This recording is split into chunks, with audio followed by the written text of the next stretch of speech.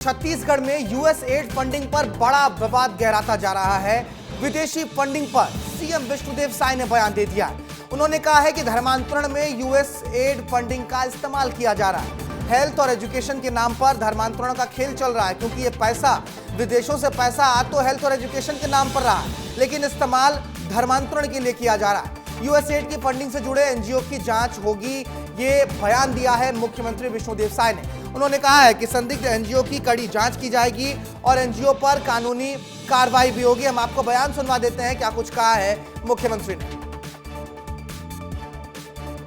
ऐसे एनजीओ हैं जो हेल्थ एजुकेशन के नाम पर विदेशी सहायता लेते हैं, लेकिन उसका कहीं ना कहीं दुरुपयोग होता है।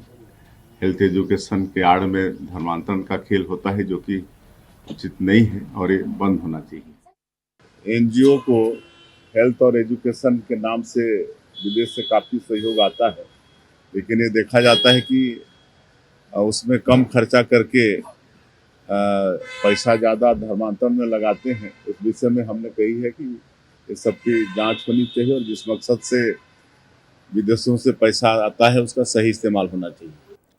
देखिए, मुख्यमंत्री विष्णुदेव साय ने इतना बड़ा बयान तो दे दिया है, जो संदिग्ध एनजीओ हैं उन पर कार्रवाई की बात भी उन्होंने कही है। इस पर सियासत गर्मा गई। हम आपको सुना देते हैं कि इस तरीके से अरुण साहू जो डिप्टी सीएम हैं और उनके अलावा धर्मेंद्र साहू वो क्या कुछ कह रहे हैं इस पूरे मसले पर। विदेशों से राशि अनेक ऐसी संस्थाओं को आती है जो धर्मांतरण से संबंधित काम करती है, देश विरोधी काम करती है। ऐसी संस्थाओं की उन पर लगातार कार्यवाहियाँ हुई भी है। देश में प्रधानमंत्री माननीय नरेंद्र मोदी जी के बनने के बाद, और अभी भी जहाँ कहीं भी होगा निश्चित रूप से उस पर कार्यवाही करनी चाहिए, रोक लगे, ये आवश्यक है। में उनकी भारतीय जनता पार्टी की सरकार है, राज्य में भाजपा की सरकार है और वो स्वयं इस बात को स्वीकार कर रहे हैं कि जो विदेशी फंडिंग आ रहा है शिक्षा के नाम पर, उसको वो जो धर्मांतरण के लिए दुरुपयोग हो रहा है। अरे तो आप क्या कर रहे हैं? आपकी सरकार दोनों जगह है, ये तो आपको स्वयं कार्रवाई करनी चाहिए और कार्रवाई करने के बाद जनता को बताना चाहिए कि हमने इस तरह की कार्रवाई करी है।